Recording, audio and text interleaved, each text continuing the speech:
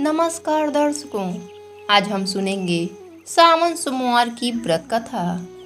एक बार कैलाश पर्वत पर भगवान शिव जी और माता पार्वती जी बैठे हुए थे। शिव जी ध्यान लगाकर बैठे थे। तभी माता जी ने देखा कि वह मंद मंद मुस्कुरा रहे हैं। पार्वती जी के मन में प्रश्न उठा कि आज महादेव ध्यान मुद्रा में भी क्यों मुस्कुरा रहे हैं। उन्होंने भोले बाबा की समाधि समाप्त होने पर उनसे पूछा, स्वामी, मैंने आपको पहली बार समाधि में मुस्कुराते हुए देखा है, इसका क्या कारण है। शिव जी ने उन्हें बताया कि उनके एक भक्त और उसकी पत्नी की बातें सुनकर वह मुस्कुरा रहे थे। पूरी बात बताते हुए महादेव जी ने बताया कि मृत्युलोक में मेरा एक अनन्य भक्त एक ब्राह्मण है, जो कि मेरे ही एक मंदिर में पुजारी है और दिन रात मेरी सेवा में लगा रहता है। वह उसी मंदिर के पीछे छोटी सी कुटिया में अपनी पत्नी के साथ रहता है।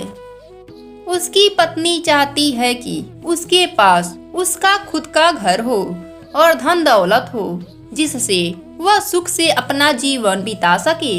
परंतु पुजारी केवल मंदिर के चढ़ावे पर ही निर्भर है और मंदिर में आने वाली दान दक्षिणा से बड़ी मुश्किल से घर का खर्च चला पाता है। ऐसे में घर और अन्य सुविधा कहाँ से आएगी। पर वह दिन रात अपनी पत्नी का सपना पूरा करने का प्रयास करता है। आज उसकी पत्नी ने उससे ऐसी बात कही कि मैं सुनकर मुस्कुराए बिना नहीं रह पाया। पार्वती जी ने पूछा, ऐसा क्या कहा उसकी पत्नी ने जो आपका मन मुग्ध हो गया।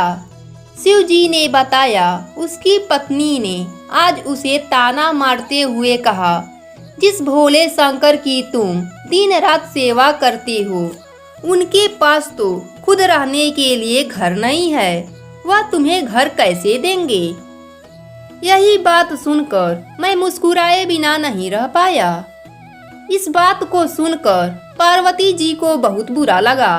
उन्होंने कहा, स्वामी, यह बात सुनकर मुझे बहुत बुरा लगा। लोग आपको ताना मार रहे हैं और आप मुस्कुरा रहे हैं। आप उसे घर और सुख सुविधाएं दे दीजिए, जिससे वह आदमी आपको ताना न मारे। इस पर शिव जी ने कहा, पार्वती, यह मेरे बस में नहीं है। यह सभी प्राणी मृत्युलोक में रहते हैं, अपने पिछले जन्म के और साथ ही इस जन्म के कर्मों का फल भोगते हैं और जन्म से ही इनके कर्मों का फल इन्हें मिल जाता है। जैसे ही अपने कर्मों का फल इन्हें मिल जाता है, उसके बाद सुख मिलना शुरू हो जाता है और अंत में वह मुक्ति पा जाते हैं। इसलिए इसे मृत्युलोक कहा जाता है। मृत्युलोक में जन्म लेकर अपने कर्मों का भोग करता है। यह धर्म कर्म भूमि है, बिना कर्म की कोई गति नहीं है। आगे शिव जी ने कहा, यह ब्राह्मण पिछले जन्म में एक साहूकार था, जो कि लोगों की जमीन, उनके जेवर, पशु आदि गिरवी रखकर उन्हें पैसे देता था और उनका जमीन हड़प लेता था। और जो दूसरों के जेवर और ब्याज में पैसे मिलते थे, उसका उपयोग उसकी पत्नी भी किया करती थी। इसी कारण आज इस जन्म में इसे घर नसीब नहीं हो रहा है और इसकी पत्नी, जो कि पिछले जन्म में दूसरों के गहनों का भोग की थी, वह भी इसके साथ कर्म भोग रही है। इस जन्म यह मेरा सेवा कर रहा है, जिससे इसके कर्मों के फल में जो कष्ट मिलने थे, वह मेरी भक्ति के कारण इसे नहीं मिल रहे हैं। इसका जीवन शांति से कट रहा है। पर जब तक इसके कर्मों का हिसाब पूरा नहीं होगा, तब तक इसे सुख नहीं मिलेगा। यही विधि का विधान है।